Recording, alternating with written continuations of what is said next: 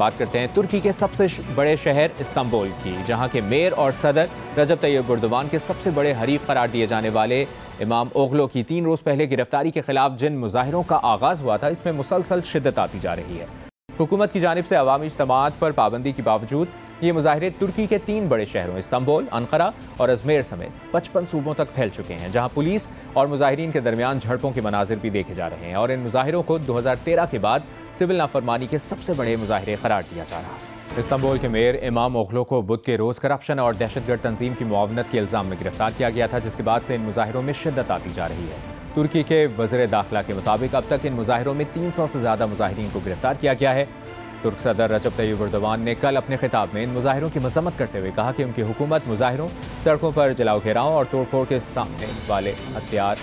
हथियार नहीं डालेगी। उनका कहना था कि हम अमन आमा में खलल को कबूल नहीं करेंगे। अब अहम बात यह है कि इस्तांबुल के मेयर इमाम ओगलो को उस वक्त गिरफ्तार किया गया है जब कल यानी इतवार को मुल्क की सबसे बड़ी अपोजिशन जमात ICHP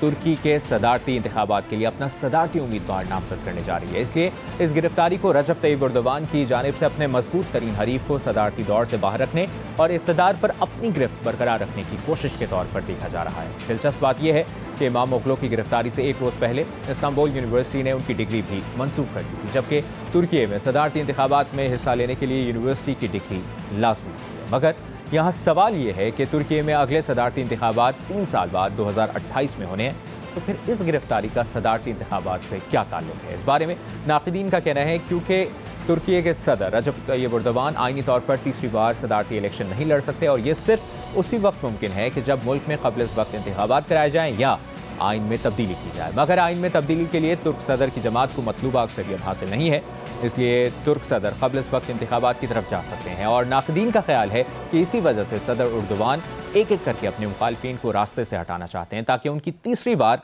सदर बनने की राह हमवार हो सके। इसी हवाले से आज न्यूयॉर्क टाइम्स में शाया रिपोर्ट के मुताबिक इस वक्त दाव पर सिर्फ ये नहीं कि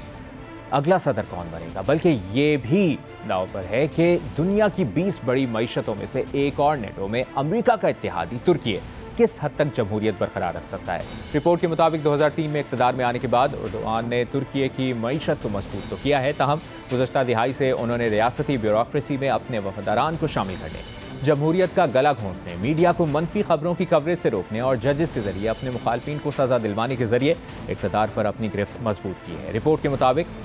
वो कि तुर्की अभी तक मुकम्मल तौर पर आमरीत में तो तब्दील नहीं हुआ, ताहम माहिरीन के नज़दीक अब सवाल ये पैदा होता है कि क्या तुर्की में मज़ीद देर जमहूरियत और आमरीत का मिक्सचर चलेगा या तुर्की मुकम्मल तौर पर ही आमरीत में तब्दील हो जाएगा। न्यूयॉर्क टाइम्स के मुताबिक जनवरी में एक सहाफ़ी को 2013 के इस्तांबुल के मुजाहिरों में मुलविस होने के इल्ज़ाम में गिरफ्तार कर लिया गया था। इसके बाद पिछले महीने एक बिजनेस एसोसिएशन ने 2 हुक्काम को हुकूमती मुआशी पॉलिसीज़ पर तनकीद की वजह से गिरफ्तार कर लिया गया, जबकि अक्टूबर से अब तक दहशतगर्दी और करप्शन के इल्ज़ामात में इस्तांबुल के 3 अजला के मेयर्स को हटा दिया।